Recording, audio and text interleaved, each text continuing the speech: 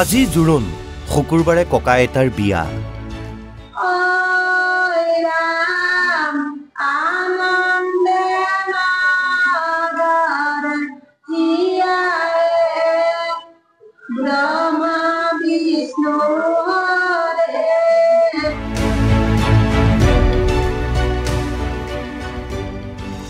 যুগ্ম জীৱন আৰম্ভ কৰিব ৭১ বছৰীয়া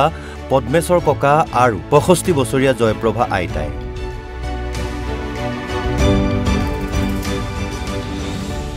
বৃদ্ধাশ্ৰমত ককা আইতাৰ বিয়াক লৈ উদুলি মুদুলি পৰিৱেশ ৰঙা জেতুকাই শুৱনি কৰিছে আইতাৰ হাত মানে তেওঁলোকৰ এনেকুৱা প্ৰেম হৈ গৈছে আপোনাৰ যদি এদিন মানে ফোনত কথা পাতিব নোৱাৰে পিছদিনা মানে কইনাজনী কান্দি কান্দি ফোন কৰে কবই পদ্ম ভালে আছে নে দিয়াচোন এবাৰ মাত আখাৰ শুনো তুমি কেতিয়া আহিবা কিয় অহা নাই মলৈ মনত পৰা নাই নেকি এনেকুৱা আৰু মানে একদম গভীৰ প্ৰেম হৈ গৈছে তেওঁলোকৰ হয় প্ৰেম চাগে এনেকুৱাই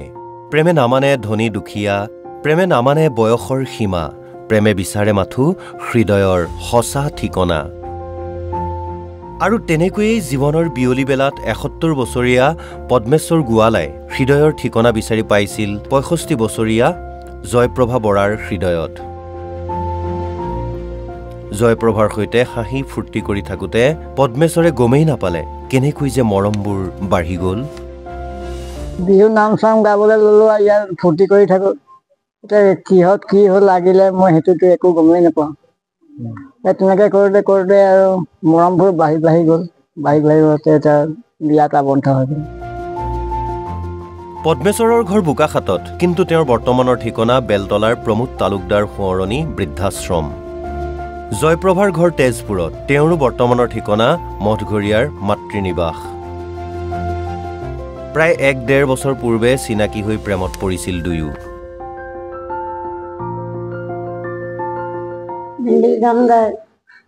এনেকে গাঁৱতে তাইক মই লগ পাই অলপ ভাল লগা হ'ল পাছত ময়ো মত দিলোঁ তেখেতেও মত দিলে দিয়াৰ পিছত আমি কৃষ্ণহঁতক আমি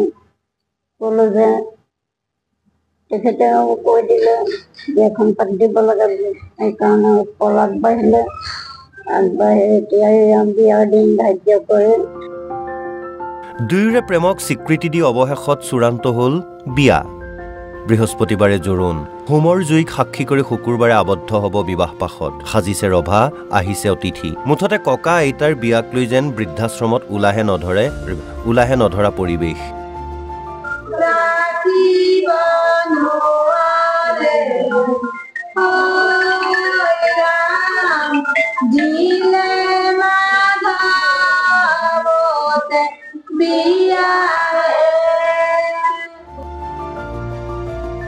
নিজৰ আপোন ঘৰখন এৰি বৃদ্ধাশ্ৰমত থাকি দিন পাৰ কৰা ককা আইতা সুখী হওক জীয়াই থকা দিনকেইটা ভগৱানে সুখেৰে উপচাই দিয়ক দুয়োৰে যুগ্ম জীৱনলৈ আমাৰ ফালৰ পৰাও থাকিল অলেখ অযুত শুভকামনা নুনমাটিৰ পৰা জিতুমণি ডেকাৰ ৰিপৰ্ট অসম লাইভ 24